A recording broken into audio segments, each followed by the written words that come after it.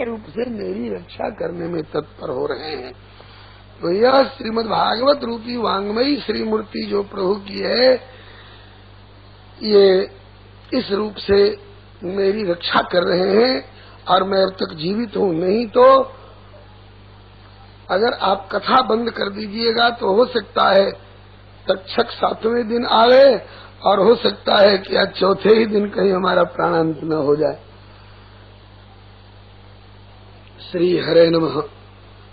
आपने कहा कि बलराम रोहिणी के प्रथम पुत्र हैं और आपने कहा कि बलराम देवकी के 7वें गर्भ से हैं।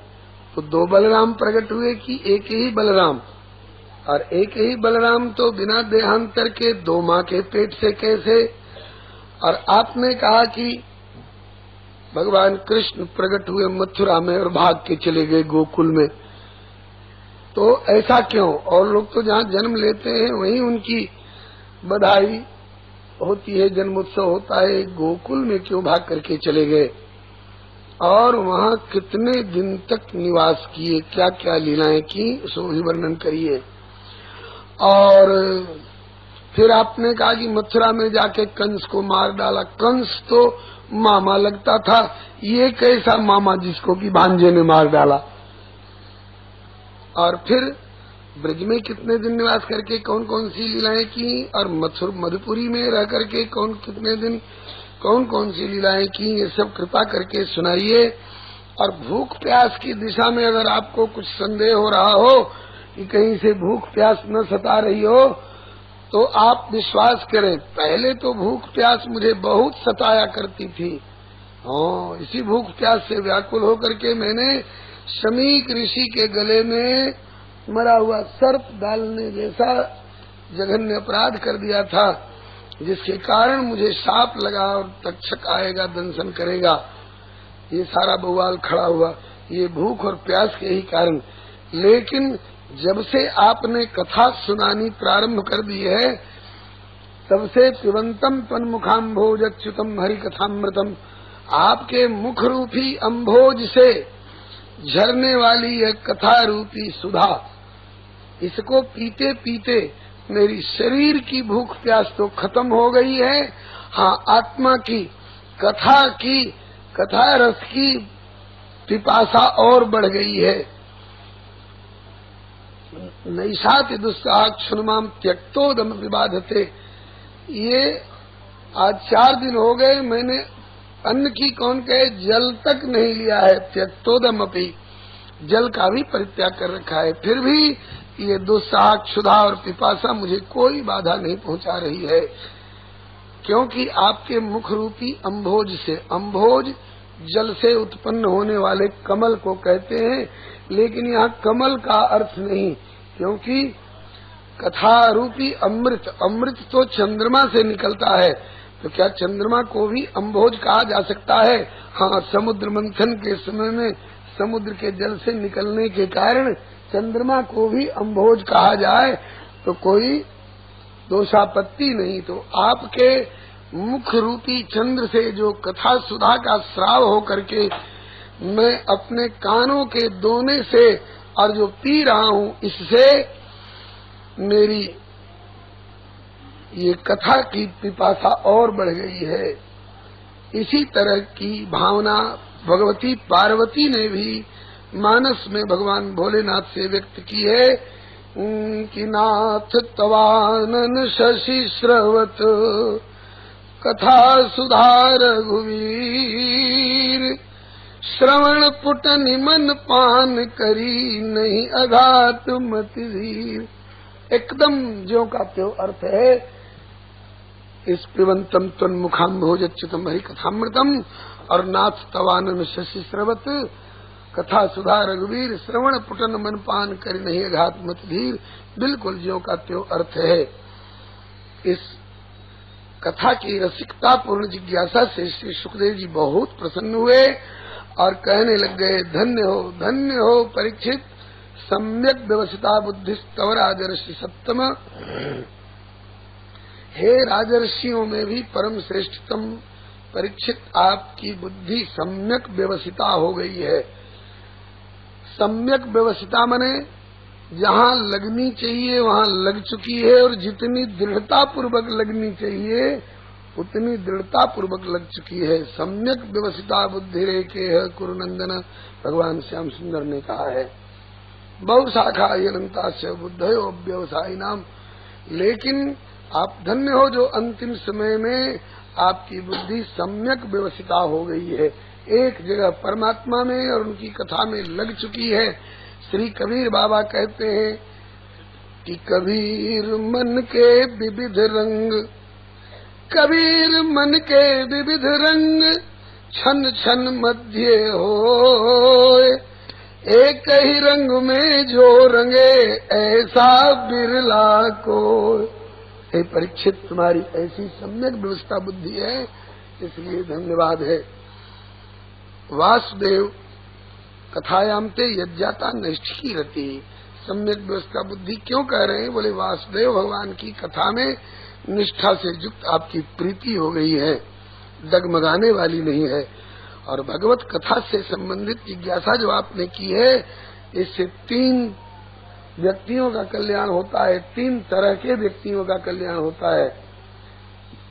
वासुदेव कथा प्रश्न पुरुषां स्त्रीन पुनाति वक्तारम पृच्छकम श्रोत्रीन तत्पाद सलिलम यथा। पहले तो वक्ता पवित्र होते हैं।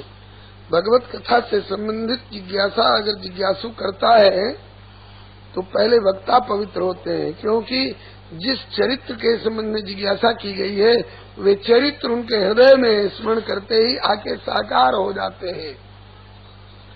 सुन गिरिजा के प्रश्न सुहाए, हर ही राम चरित सब आए। इसलिए पहले वक्ता पवित्र हुए और फिर जब हृदय में चरित्र आ गए और उनको जब सुनाने लग गए तो अनुभूत चरित्र जब सुनाने लगे तो परीक्षक भी माने पूछने वाला भी पवित्र होता है। और फिर अन्य श्रोत्री तत्पाद सलिलम यथा, अन्य श्रोता भी पवित्र होते हैं। तो और 3 तरह के जीव होते हैं, विषयी साधक सिद्ध सयाने, त्रिविध जीव जग वेद बखाने। तीनों तरह के लोगों को पवित्र करती है कथा। सुनई विमुक्त विरत और विषयी, लहई भगति गति संपत्ति नहीं। और तीनों में 3-3 तरह के लोग होते हैं। वक्ता में भी विषयी वक्ता, साधक वक्ता और सिद्ध वक्ता। परीक्षक में भी विषयी परीक्षक, साधक परीक्षक और सिद्ध परीक्षक। और अन्य श्रोतृ वर्ग में भी विषयी श्रोता, साधक श्रोता और सिद्ध श्रोता। तो तीनों श्रेणी में तीनों तरह के लोग इस कथा से पवित्र हुआ करते हैं। अब कथा सुनिए। भूमिर्दृप्त नृपव्याज दैत्यानीकशता युतैहि आक्रांता भूरि भारेण ब्रह्मांडं शरणं ययौ। बड़े भारी घमंडी दर्प से युक्त दृप्त राजा लोग, शिशुपाल, दंतवक्त्र, दुर्योधन, जरासंध, कंस, अघासुर, बकासुर इत्यादि इन असुरों का बोलबाला उन दिनों में बहुत हो गया था। पृथ्वी इनके अत्याचार से घबराकर भारवती होकर के घबरा करके और ब्रह्मा जी की शरण में गई, देवताओं को साथ लेकर के। ब्रह्मा जी ने कहा कि मेरा भी कुछ वश नहीं। तब त्रिलोचन शंकर भगवान को साथ लेकर सब क्षीर समुद्र के किनारे गए। बिल्कुल वैसा ही वर्णन यहाँ पर है। सुर मुनि गंधर्वा मिलकर सरवा गए विरंची के लोका, संग गोतनुधारी भूमि विचारी परम विकल भय शोका। ब्रह्मा सब जाना मन अनुमाना मोरो कछु न बसाई, जाकर ते दासी सोई अविनाशी हमारे उत्तोर सहाई। तो ये सब लोग मिलकर के ब्रह्मा तदुधार जात सहदेव ही तया सह जगाम सत्रिनयन हीरम क्षीर पयो निधे। क्षीर सागर के किनारे जाकर के तत्र गत्वा जगन्नाथम देवदेवम वृषाकपिम पुरुषम पुरुष सुक्तेन उपतस्थे समाहित। पुरुष सुक्त के द्वारा समाहित चित्त से, हम लोग भी पुरुष सुक्त पाठ करते हैं लेकिन समाहित चित्त से कम लोग पाठ कर पाते हैं। पुरुष सूक्त के द्वारा परम पुरुष परमात्मा को समाहित चित्त से प्रार्थना की। आकाशवाणी हुई, देवताओं डरो नहीं, मैं वसुदेव जी के गृह में अवतार लेकर पृथ्वी का भार दूर करूंगा। यह आकाशवाणी ब्रह्मा जी ने सुनी और देवताओं को बता दिया। वसुदेव गृहे साक्षात भगवान पुरुष पर जनिष्यते तत्प्रियार्थम संभवन्तु सुरस्त्रिय। कोई कोई इसमें पूर्व पक्ष करते हैं, प्रश्न करते हैं कि क्यों जी आकाशवाणी हुई वसुदेव गृहे साक्षात और अवतरित हुए कंस के जेल में। कंस का जेल वसुदेव का घर माना जाएगा। तो कहते हैं कि उस समय जेल में ही रह रहे थे, इसलिए जेल ही उनका घर। और दूसरा भाव आचार्य जनों ने कहा है, न गृहम गृह मित्याहु गृहिणी गृह मुच्यते। वसुदेव जी की गृहिणी जो देवकी है उनके गर्भ से। ये कौन है?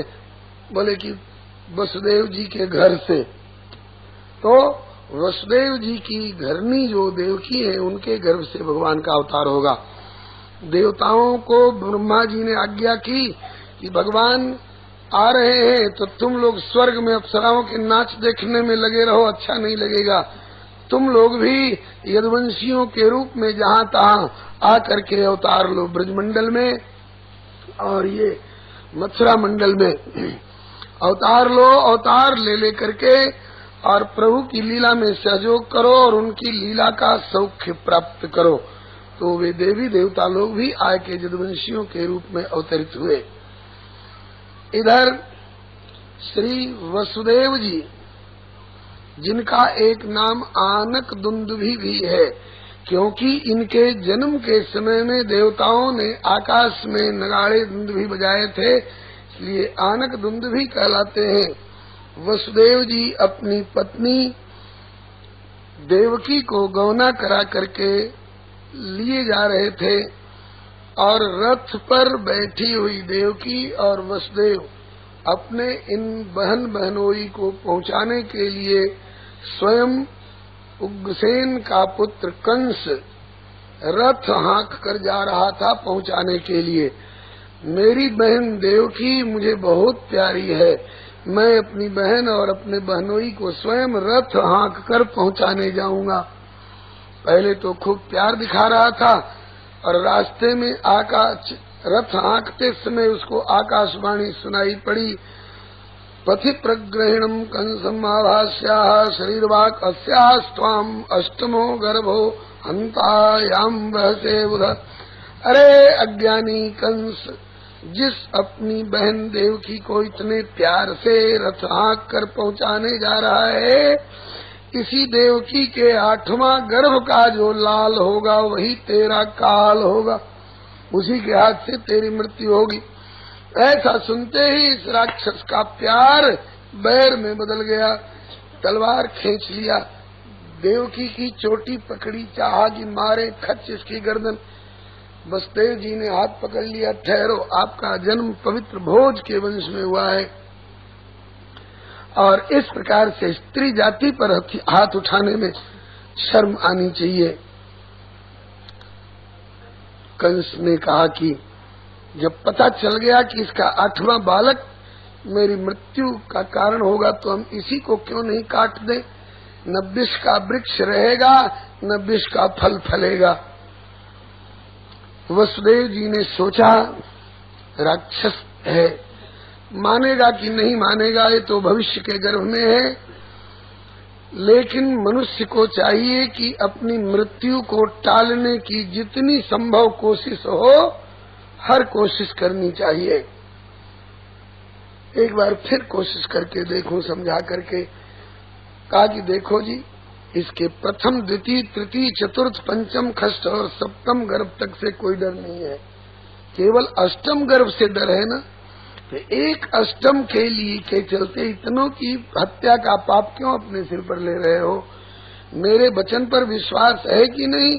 कहा हाँ, ये तो जानता हूँ कि वसुदेव झूठ नहीं बोलते, सत्यसंध हैं, जो कहते हैं उसको निभाते हैं। तो कहा कि मुझसे वचन ले लो, इसके गर्भ से उत्पन्न होने वाले जितने पुत्र होंगे आपको सौंप दें। कहा कि फिर तो ठीक, होनहार की बात भगवान ने वसुदेव जी के मुख से ये कहवा करके ऐसी माया फैलाई कि कंस राजी हो गया। कहा कि लेकिन मेरे कारागार में रहना होगा। कहा जहां रखो, जैसे रखो, रहने तो दो, जीने तो दो। समय पाकर के वसुदेव जी की गृहिणी देवकी जी के प्रथम गर्भ से जो बालक उत्पन्न हुआ, वसुदेव जी ने वचन निभाया, उसे बुलाकर सौंप दिया, ये है तुम्हारी बहन। देवकी का प्रथम बालक, चाहे शत्रु समझकर मारो, चाहे अपना बहन का बेटा भांजा समझ करके छोड़ो, कहा ले जाओ, इससे मुझे कोई डर नहीं, ले जाओ। मुझे तो केवल 8वें से डर है, 8वें की खबर ली जाएगी, देखी जाएगी। छोड़ दिया तो भी वसुदेव जी को प्रसन्नता नहीं हुई, क्योंकि राक्षस है, आज छोड़ दिया है कल मार डालेगा, इसलिए प्रसन्नता नहीं हुई। और वही हुआ कि छोड़े हुए बच्चे को भी कंस ने दोबारा मंगवा करके पटक के मार डाला। क्यों? नारद जी ने सिखा दिया। नारद जी ने कहा कि राजन ये तुमने क्या कर दिया, क्यों छोड़ दिया इसको? कहा कि गुरुजी इससे तो कोई डर नहीं, हमको तो 8वें से डर है, इसलिए 8वें को मारूंगा, इसको क्या मारना। नारद जी ने कहा कि इतने बड़े राजनीतिज्ञ होकर इतने जोर जोर से बोल रहे हो, सारे तुम्हारे देवता लोग जो शत्रु हैं कान लगाए हुए सुन रहे हैं। अगर देवताओं को पता चल जाए कि केवल 8वें को मारेगा, तो हो सकता है कि 8वें गर्भ में आने वाले तुम्हारे शत्रु को दूसरे, तीसरे, चौथे, 5वें, 6वें, 7वें गर्भ में भेज दे। और क्या पता कहीं पहले ही गर्भ में उसको भेज रखा हो तुम्हारा मनोरथ जानकर। कहा गुरुजी ठीक कहते हो, ऐसी सलाह देने वाला तो आज कहीं कोई मिला नहीं, अब तो एक को भी नहीं छोड़ेंगे। सो उस बच्चे को कुछ लोग कहते हैं कि नारद जी ने ऐसी कठोरता क्यों बरती। बोले कठोरता नहीं, दया बरती है। अरे ये कैसी दया?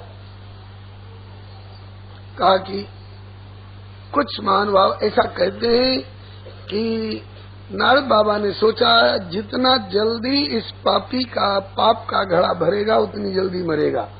अगर किसी संत का ऐसा उद्गार है तो विरोध नहीं किया जाता, लेकिन श्रीमद् भागवत में जो कारण दिया गया है वो ये है कि ये देवकी के 6 पुत्र जो कंस ने बारी बारी मार डाले, ये ब्रह्मलोक के देवता थे और ब्रह्मा जी की हंसी करी थी, इसलिए ब्रह्मा जी ने इनको श्राप दिया था 3 जन्म के लिए। तो इन्होंने ब्रह्मा जी से प्रार्थना करी कि हे पितामह भूल हो गई, क्षमा करो। बोले कि जन्म तो लेना ही पड़ेगा। बोले जन्म लेना पड़े 3 बार कोई बात नहीं, लेकिन ज्यादा दिन तक संसार में अटके भटके रहने देना नहीं। इसीलिए ब्रह्मा जी ने उनको वचन दिया था और वे चाहते थे कि जल्दी हमारा छुटकारा हो जाए, इसीलिए नारद जी को भेजकर ब्रह्मा जी ने ये प्रबंध कराया था। क्रम क्रम से देवकी के 6 गर्भ तक के बालक कंस ने मार डाले।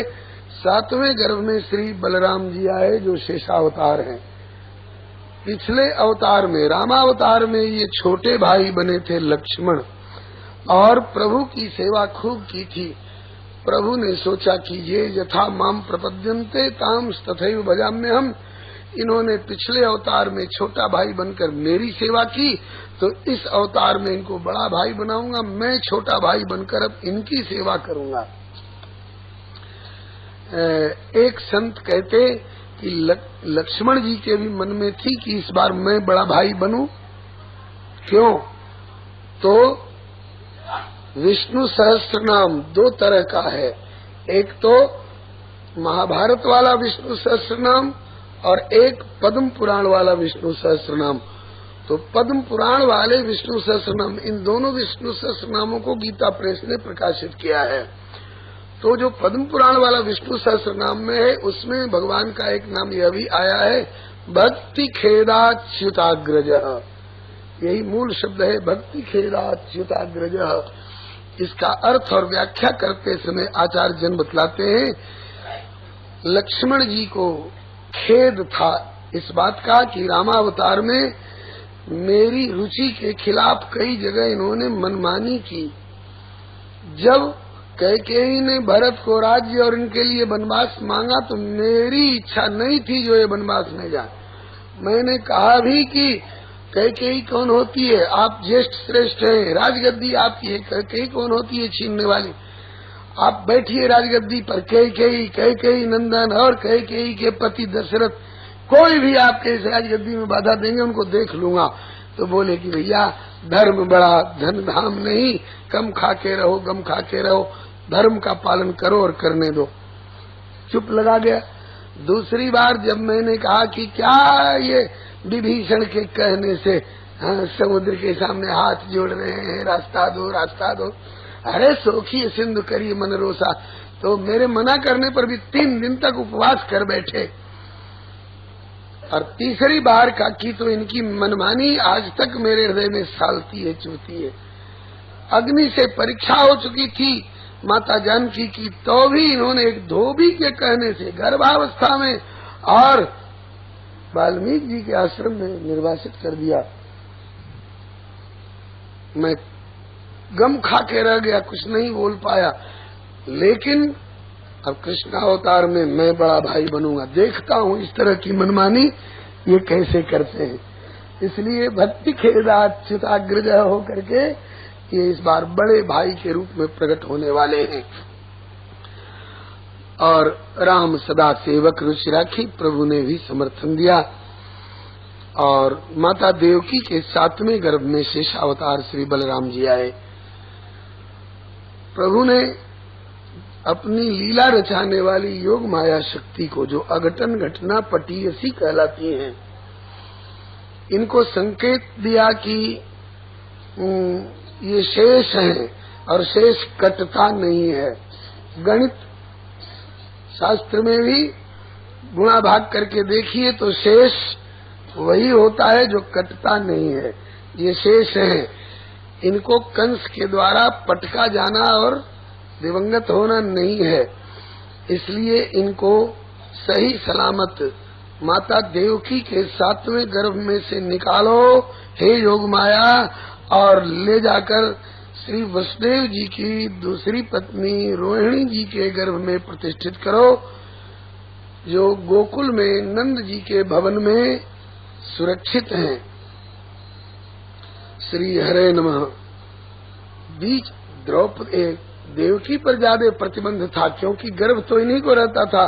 वसुदेव जी यदा कदा छुट्टी लेकर के और बाहर आते जाते रहते थे, जिससे कि श्री रोहिणी जी इत्यादि और पत्नियों पर कोई लांछन वाली बात न हो। कुछ लोग कहते हैं कि वसुदेव जी जब लगातार जेल में ही रह गए तो इनकी गोकुल में रहने वाली पत्नी रोहिणी गर्भवती कैसे हुई। तो इसके लिए संत जन कहते हैं कि वसुदेव जी समय समय पर यदा कदा छुट्टी में निकाल दिए जाते थे। अस्तु, आइए श्री देवकी माता के 7वें गर्भ से निकाल कर शेषावतार बलराम जी को माता रोहिणी के प्रथम गर्भ में ले जाकर योग माया ने प्रतिष्ठित कर दिया। कोई कहे कि क्यों जी, एक माँ के पेट से निकाल कर दूसरे माँ के उदर में प्रतिष्ठित किया हुआ गर्भ सुरक्षित रह सकता है सही सलामत? आज की सर्जरी बता रही है, एक की पुतली निकाल कर दूसरे की आंख में लगा दी जाती है, एक की किडनी निकाल कर दूसरे के किडनी की जगह पर लगा दी जाती है, सही काम करती है। ये डॉक्टरों को बुद्धि कहाँ से मिली? उसी अघटन घटना पटीयसी योग माया के द्वारा दी हुई ये बुद्धि और क्षमता है। योग माया के लिए यह असंभव नहीं था। श्री बलराम जी माता देवकी के 7वें गर्भ से निकाले जाकर के और रोहिणी जी के प्रथम गर्भ में प्रतिष्ठित हुए। इस प्रकार से एक ही बलराम जी 2 माताओं के गर्भ से कहे जाते हैं, देवकी के 7वें गर्भ से और रोहिणी के प्रथम गर्भ से। बलराम जी भादो महीना के शुक्ल पक्ष की छठ के दिन प्रकट हुए, इसलिए आज भी वह भादो सुदी छठ बलदेव छठ के रूप में जयंती के रूप में मनाई जाती है। बोलिए श्री दाऊ जी महाराज की जय।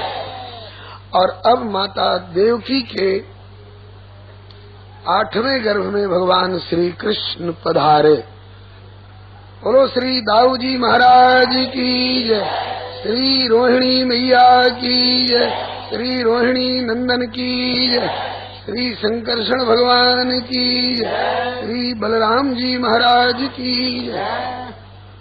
अब माता देवकी के 8वें गर्भ में श्री कृष्ण भगवान पधारे। श्री रामावतार एवं श्री कृष्णावतार दोनों का समानांतर दिग्दर्शन कराते हुए संत जन कहते हैं, श्री रामावतार सूर्य वंश में हुआ। सूर्य नारायण ने अपने को कृतार्थ माना, चंद्रमा तरसने लग गए, क्या प्रभु मेरे ऊपर कृपा नहीं होगी? कहा घबराओ नहीं, यदि तुम्हारा मनोरथ है तो अगला अवतार चंद्रवंश में लूंगा। श्री रामावतार ऋतुराज, बसंत ऋतु में, चैत और बैसाख का महीना बसंत ऋतु का है, तो चैत्र शुक्ल नवमी में श्री रामावतार हुआ। ऋतुराज ने अपने को कृतार्थ माना। ऋतुओं में गई गुजरी बरसात तरसने लग गई, क्या प्रभु राजा पर ही कृपा करोगे, प्रजा पर कृपा नहीं करोगे? कहा कि घबराओ नहीं, अगर चाहती हो तो अगला अवतार मध्य बरसात में होगा। श्री रामावतार शुक्ल पक्ष में हुआ तो कृष्ण पक्ष तरसने लगा। प्रभु ने कहा अगला अवतार अब कृष्ण पक्ष में होगा। श्री रामावतार 12 बजे दिन में हुआ तो रात्रि देवी तरसने लग गई। प्रभु ने कहा कि घबराओ नहीं, अगला अवतार 12 बजे रात्रि में होगा। सबको कृतार्थ करना है, जो प्रभु को चाहे वह किसी भी वर्ग का हो, सबको प्रभु कृतार्थ करने को तैयार बैठे हैं। श्री रामावतार 12 बजे दिन में हुआ, कृष्णावतार श्री कृष्णावतार 12 बजे रात में हुआ। इसका एक भाव तो आपने सुना ही, रात्रि की कृतार्थता। एक और भाव श्रीमद् भागवत के पूज्य मनीषी विद्वद्वरेण्य संत प्रवर श्री डोंगरे जी महाराज एक और रसमय भाव की अभिव्यक्ति करते थे। श्री हरे नमः। रस पक्ष की बात कहते थे कि रामावतार 12 बजे दिन में क्यों हुआ? बोले इसलिए कि इस अवतार में प्रभु को ऐसे ऐसे उजग्गर काम करने थे जो दिन दहाड़े किए जा सकते हैं। और श्री कृष्णावतार में 12 बजे रात में क्यों हुआ? इशारा से आप लोग समझ गए होंगे। बोलो वृंदावन बिहारी लाल श्री हरे नमः। ये रस पक्ष से अपना भाव व्यक्त किया करते थे। श्री हरे नमः। इस अवतार में तो मुखर मधीरम त्यज मंजीरम रिपुमिव केलि सुलोलम चल सखी कुंजम सतिमिर कुंजम शीलय नील निचोलम इत्यादि। श्री रामावतार नवमी तिथि में हुआ। नवमी को ब्रह्मवाचक पूर्णांक कहा गया है, जो त्योकाल एक रस रही। 9 जो है ना, ये ब्रह्मवाचक अंक है, तो ये सदा एक रस रहता है। कैसे? दुगना तिगुना कितना गुना कर लीजिए, 9 ज्यों का त्यों रहेगा। 9 इकाई 9 तो है ही, 9 दूनी 18 में कौन कौन अंक आ गए? 1 और 8 दोनों को जोड़ दीजिए तो 9। 9 तिया 27 में 2 और 7 9, 9 चौके 36, 3 6 9, 9 पचे 45, 4 5 9, 9 छक्का 54, 5 4 9, 9 7 63, 6 3 9, 9 8 72, 7 2 9, 9 9 81, 8 1 9, 9 दहाई 90, 9 0 9, 9 ज्यों का त्यों, ज्यों त्यों काल एक रस रही। महिमा निगम नेत कही, ये ब्रह्म का लक्षण है, ब्रह्मवाचक अंक है, पूर्णांक है। अंक गणित में भी अणोरणीयान और महतो महियान 2 तरह के अंक हैं। अणोरणीयान अंक 1 है, ये भी ब्रह्मवाचक है, और महतो महियान अंक 9 है, यह भी ब्रह्मवाचक है। तो रामनवमी से, रामावतार से ब्रह्मवाचक अंक 9 तो कृतार्थ हो गया। अब बेचारी प्रकृतिवाचक अंक अष्टमी तरस गई। 8 प्रकृतिवाचक अंक है। भूमि रापो नलो वायु खम मनो बुद्धिरेव च अहंकार इतीयम में भिन्ना प्रकृति ही अष्टधा। प्रकृति वाचक अंक 8 है। इसको जितना गुणा करो उतना और घटती जाती है। 8 को दुगना कर दो तो 8 दूनी 16, 1 और 6 मिलके 7 ही रह गया। श्री हरे नमः। और 8 तिया 24 में 2 और 4 मिलके 6, 1 और कम हो गया। ऐसे क्रम क्रम घटती जाती है जितना गुणा करो। तो जब रामावतार से 9 का अंक ने अपने को कृतार्थ माना तो प्रकृतिवाचक अंक 8 तरसने लगा। क्या प्रभु मुझ प्रकृतिवाचक अंक पर कृपा नहीं करोगे? प्रभु ने कहा घबराओ नहीं, यदि चाहती हो तो अगला अवतार अब अष्टमी तिथि में होगा। 8 को 2 तरह से कृतार्थ किया। 8 अष्टमी तिथि भी होगी और गर्भ की संख्या भी 8 की होगी। 8वां गर्भ होगा। 8वां गर्भ में भगवान श्री कृष्ण पधारे। ब्रह्मा जी इत्यादि समझ गए कि इस बार देवकी के उदर में साक्षात भगवान आए हैं। कंस भी समझ गया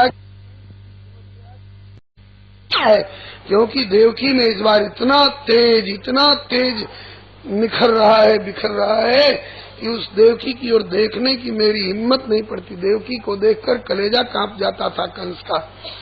कहा कि इस बार के गर्भस्थ बालक पर विशेष तैनाती चाहिए। ऐसा न सूचित हो कि 7वें गर्भ की तरह गर्भ नष्ट हो गया, गर्भपात हो गया। गर्भपात नहीं हुआ था, केवल हल्ला मचा था कि देवकी का 7वां गर्भ नष्ट हो गया। वे तो बलराम जी के रूप में सुरक्षित गोकुल में खेल रहे थे। तो कहीं इस गर्भ को और गर्भस्थ बालक को इधर उधर न करने पावे, इसलिए राक्षसों खूब तैनाती से पहरा दो। ठीक है, पहरा दो, ठाकुर जी को तो सब जुक्ति मालूम है। सो देवताओं को पता चला। देवताओं ने आकर के भगवान की स्तुति की। सत्य व्रतम सत्य परम त्रिसत्यम सत्य योनिम नेतम सत्य सत्य सत्यमृत सत्य नेत्रम सत्यात्मकम त्वाम शरणम प्रपन्नाः। हे परम सत्य स्वरूप, सत्य के आधार, हे परमात्मा आपके लिए नमस्कार है। देवताओं ने बहुत बहुत तरह से प्रार्थना की। उधर प्रार्थना कर रहे थे सुररत्न अनेक, इधर देवकी मातु ने स्वप्न निहारा एक। भादों की कृष्ण अष्टमी थी जो जन्माष्टमी कहती है। अब भी श्री कृष्ण जयंती वो घर घर में मानी जाती है। बुधवार और था वृषभोदय, रजनीपति उच्च क्षेत्री था। शुभ ग्रह थे धर्म स्थानापन, सुस्थिर नक्षत्र रोहिणी था।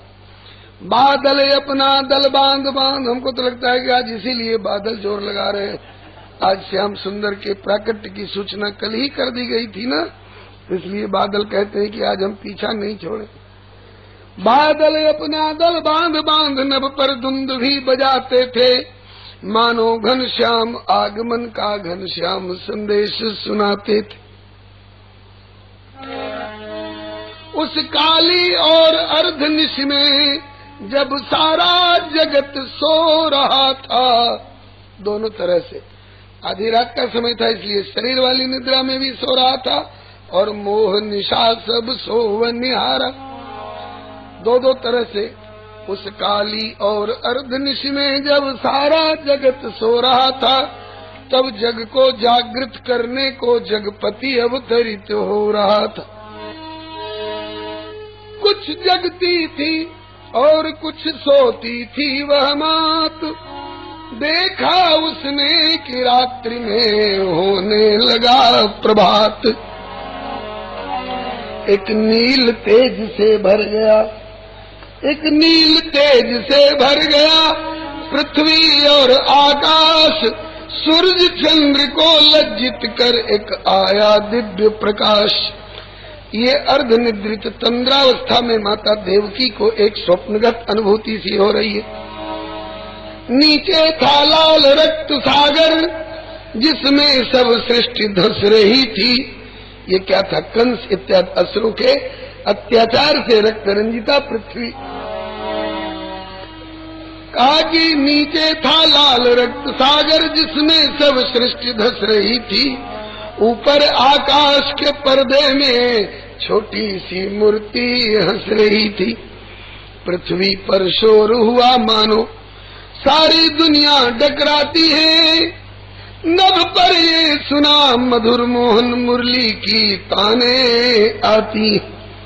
इतने में उस मूर्ति ने बढ़ा दिया आकार, वह बढ़ती थी और हो रहा था छोटा संसार।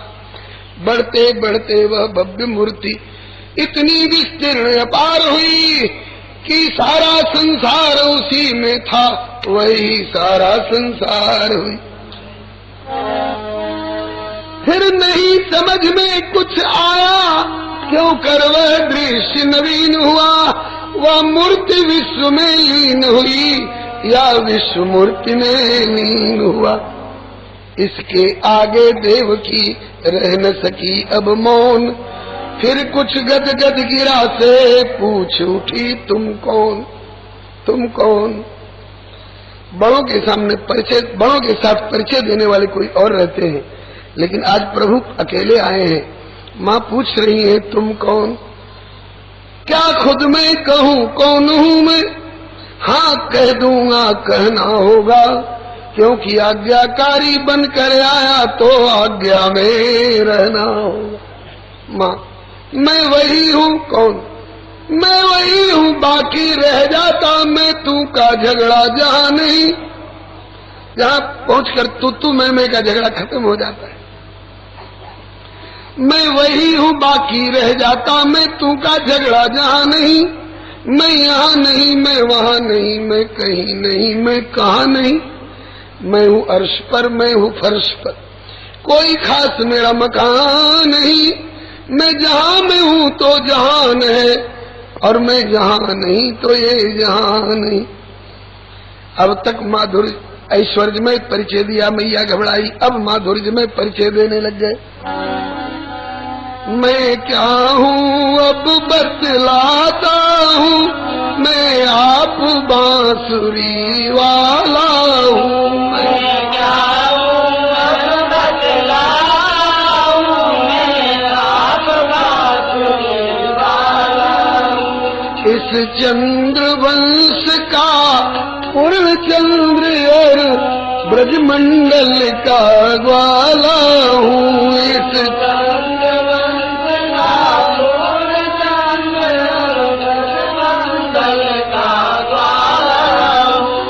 लो बांसुरी वाला का नाम आया तो बांसुरी वाले भी बांसुरी लेके तैयार बैठे, लेकिन अभी ठिठक रहे हैं। क्यों ठिठक रहे हैं? कि अभी प्रभु जेल में, अभी बंसी बजेगी तो कहीं कंस को पता न चल जाए। बढ़िया जब गोकुल में आ जाए तब देखी जाएगी। बोलो वृंदावन बिहारी लाल। अंतिम परिचय जो दिया बड़ा करुण परिचय है।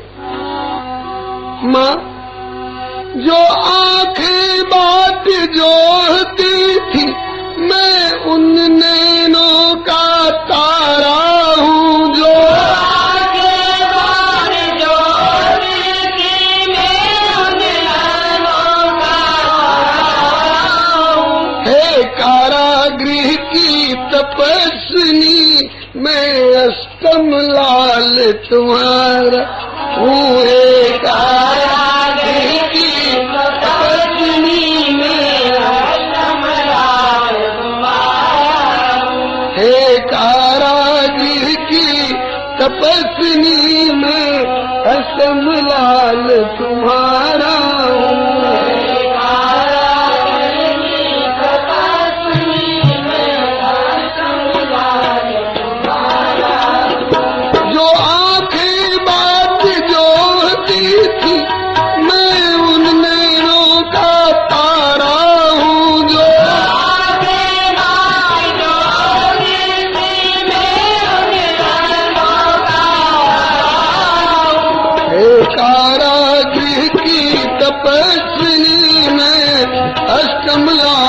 तुम्हारा हूँ।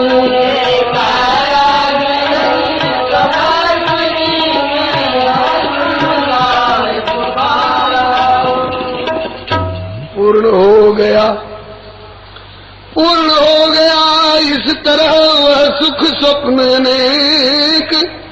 फिर आंख खुली तो सामने बाल चतुर्भुज एक।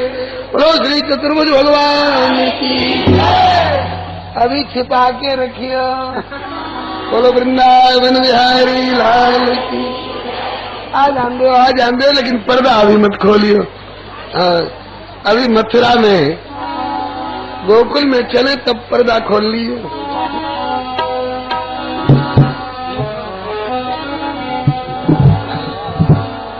बोलो श्री वृंदावन बिहारी लाल की जय। पूर्ण हो गया इस तरह वह सुख स्वप्न ने। अरे यहाँ विराजमान कराओ, यहाँ विराजमान आओ प्यारे, अभी पर्दे में रहिए। हाँ, बोलो वृंदावन बिहारी लाल की। अपने तो पर्दे में भयो तो भयो मुंह में कर दियो पर्दे में। वृंदावन बिहारी लाल की। बढ़िया है, पर्दे की ओट में कन्हैया और कन्हैया की ओट में अपन।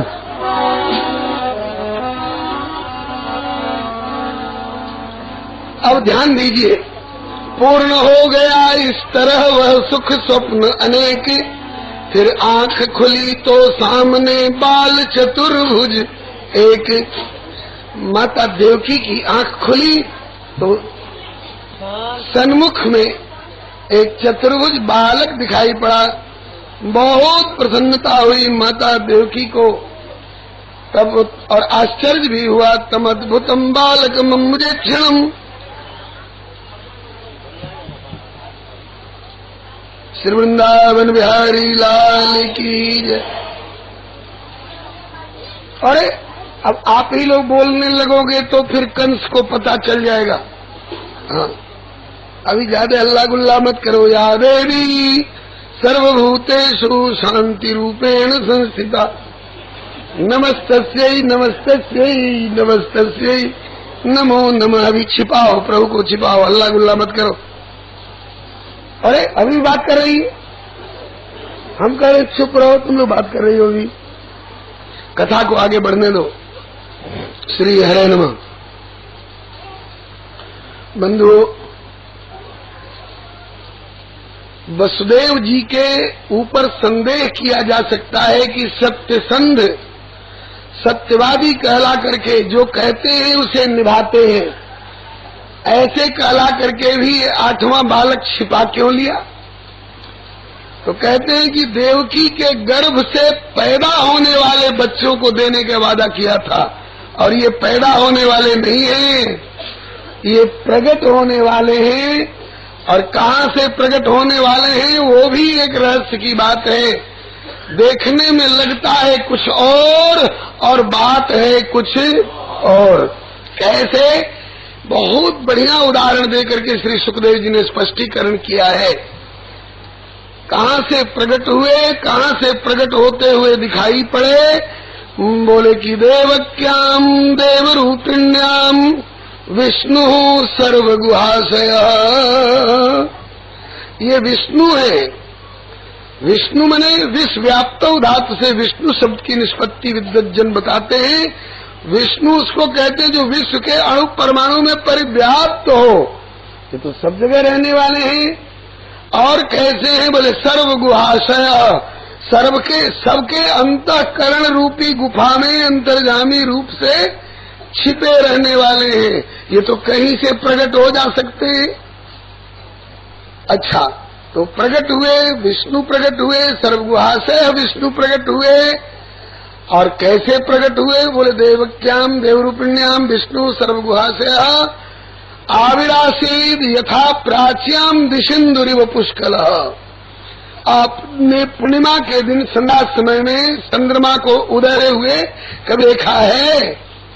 वो कहाँ से प्रकट होते ही किसी के पेट से प्रकट होते हैं या वो क्षितिज पर, क्षितिज कहते हैं जहाँ आकाश और धरती मिलते हुए दिखाई पड़ते। क्षितिज नाम का कोई खास स्थान हो तो बताइए। हमारी दृष्टि में ऐसा लगता है कि वहाँ पर धरती और आकाश मिल रहे हैं। क्षितिज ना कोई पार्टिकुलर स्पॉट नहीं है, खास स्थान नहीं है। तो क्षितिज प्रकट हुए दिखाई पड़े, लगता है कि वो देखो वो चंद्रमा वो निकले कहाँ? पेड़ों के झुरमुट में से। यहाँ से देखोगे तो पेड़ों के झुरमुट में से प्रकट होते दिखाई पड़ेंगे। और कन्याकुमारी तीर्थ में स्वामी विवेकानंद का भवन स्मारक है, उसके पृष्ठभाग में एक शिला है जो समुद्र की ओर निकली हुई है, उसके बाद कोई घर मकान पेड़ पौधा कुछ नहीं, समुद्र ही समुद्र है। वहां ले जाकर पंडा लोग सवेरे दिखाते हैं, देखिए देखिए सूरज नारायण कहाँ से निकल रहे हैं, बोले समुद्र के पानी में से निकल रहे हैं। और शाम को दिखाते हैं, देखिए देखिए सूरज कहाँ डूब रहे हैं, बोले समुद्र के पानी में डूब रहे हैं।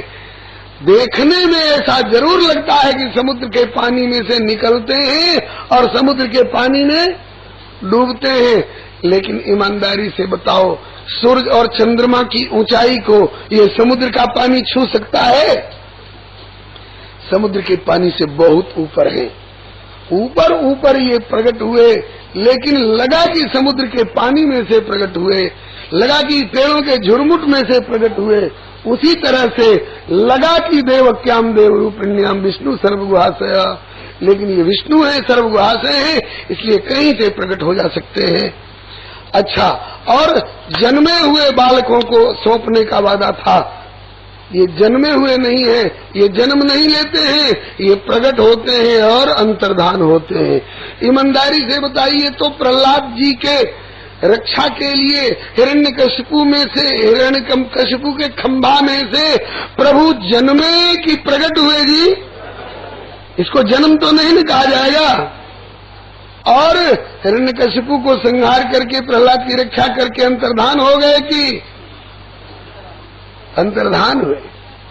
अच्छा, सूर्योदय के समय में सूर्य नारायण समुद्र में से जन्म लेते हैं कि वो भी समुद्र में से नहीं, वायु तो आकाश से प्रकट होते, आकाश में गमन करते हैं। इसी तरह से ये प्रकट हुए हैं, इसलिए इनको सौंपना कोई जरूरी नहीं था। इसलिए वसुदेव जी की सत्यवादिता में कोई अंतर मत मानना। आओ, और अगर थोड़ा झूठ भी माना जाएगा तो सत्य व्रतम सत्य परम त्रिसत्यम ने जो आदेश किया है उसका पालन जो है वो असत्य नहीं हो सकता है। प्रभु सत्यता प्रमाणित रखते हुए सब काम करते कराते हैं। खास करके वसुदेव जी जैसे सत्यसंध महापुरुषों के श्रीमुख से बलिहारी प्रकट हुए। श्री देवकी जी ने चतुर्भुज बालक का दर्शन किया, अद्भुत बालक कहा, तमद्भुतम बालक मम मुझे क्षणम चतुर्भुजम शंख गदायुधम श्रीवत्स लक्ष्मम गलशोभिकौस्तुभम पीताम्बरम सांद्रपयोद सौभगम। अद्भुत बालक क्यों कहा? इसलिए कि और बालक 2 हाथ वाले प्रकट होते हैं और ये 4 हाथ वाला प्रकट हुआ है। और बालक नंगे प्रकट होते हैं और ये पीताम्बर वनमाला किरीट मुकुट कुंडल इत्यादि ओढ़ पैर के प्रकट हुआ है।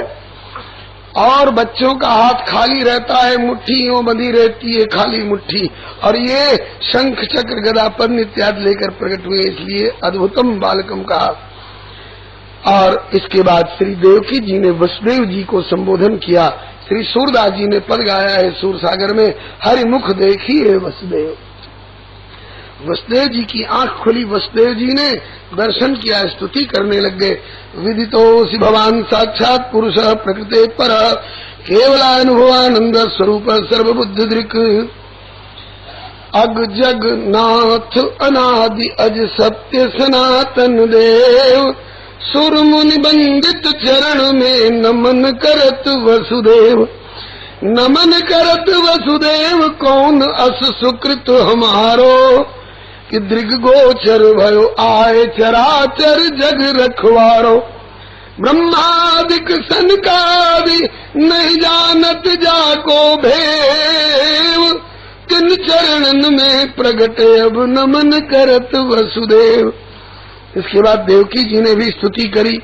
रूपम यत्त प्राहुर व्यक्त माध्यम ब्रह्म ज्योति निर्गुणम निर्विकारम सत्ता मात्रम निर्विशेषम निरीहम सत्वम साक्षात विष्णुरध्यात्म दीप मर्त्यो मृत्युद्याल भीत पलायन लोकान सर्वान निर्भयम नाद्य गच्छत त्वत्पादाब्जम प्राप्य दृक्षयाद्य स्वस्थस्येते मृत्युरस्मादपैति।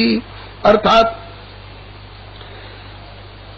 भ्रमत भ्रमत जग जाल में भयो जीव बेहाल रहत नित्य भयभीत पड़ी काल व्याल के गाल।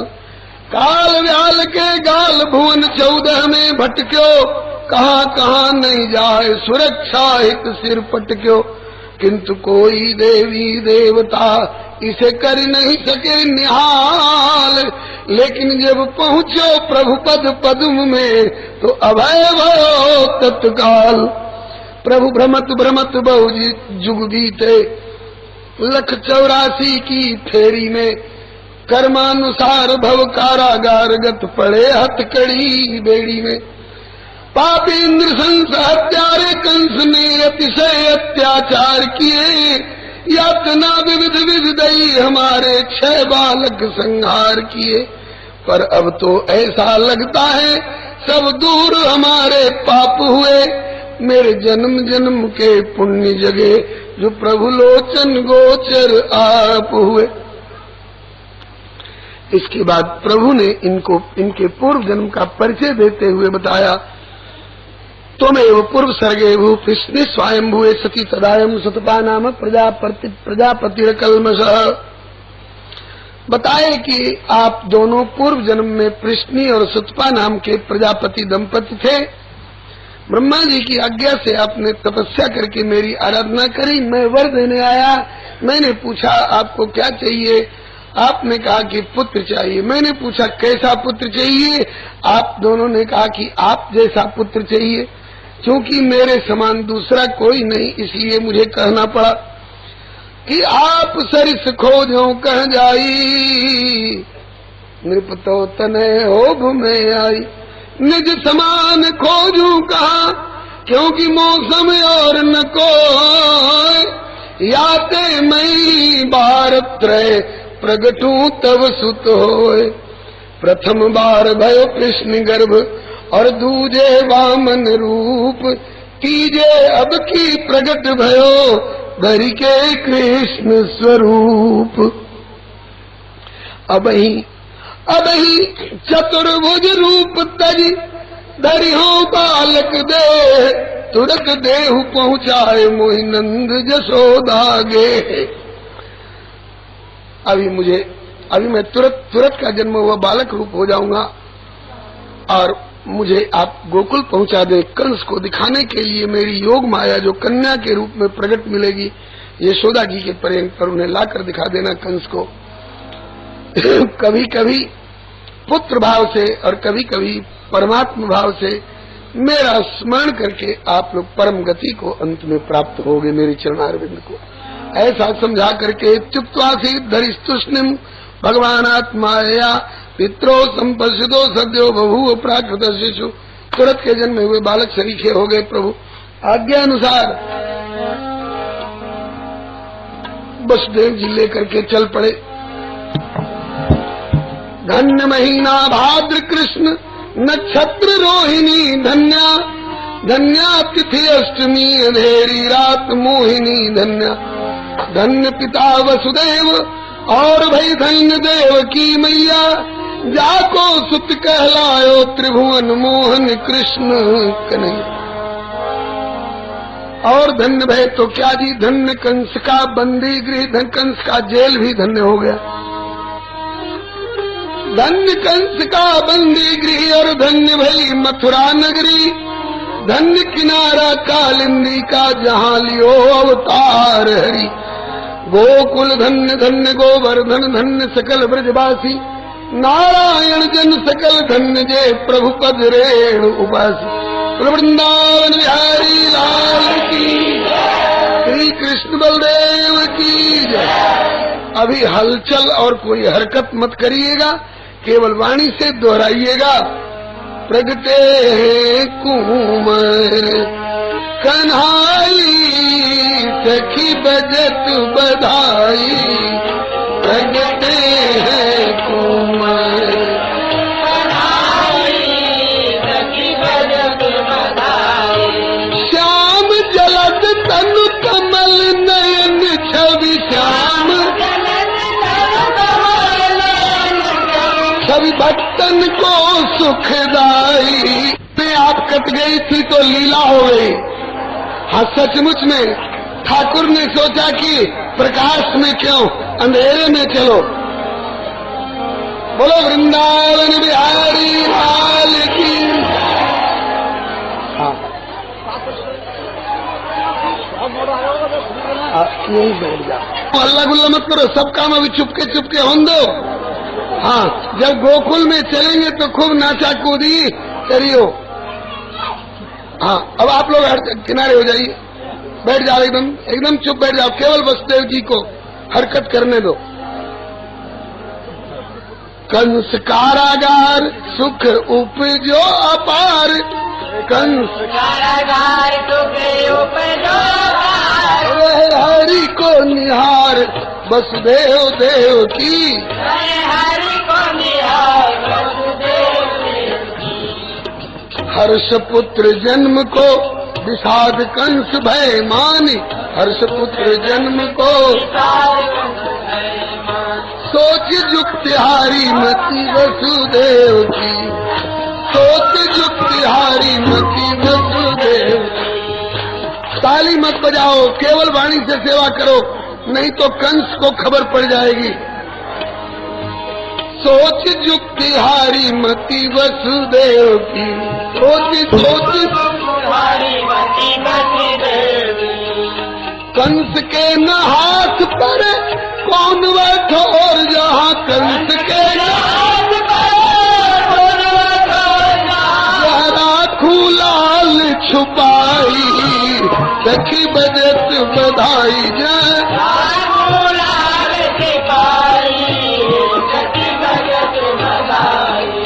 हरि ने बतायो, हरि ने बतायो सोच मन में न लाओ, बतायो सोच मन में न लाओ। नंद गेह पहुँचाओ मोही आज ही की रात, नंद गेह पहुँचाओ मोही आज ही की रात। कन्या यशोदा की लाए देहु कंस को दिखाए, कन्या यशोदा की लाए देहु कंस को दिखाए। भेद रखोगे छुपाए तो बनेगी सारी बात, भेद रखोगे छुपाए तो बनेगी सारी बात।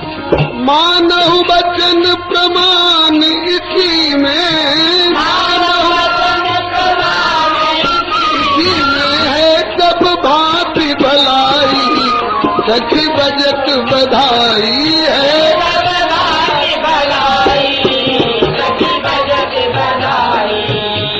सजते हैं कुंवर कन्हाई सखी बजत बधाई, सजते हैं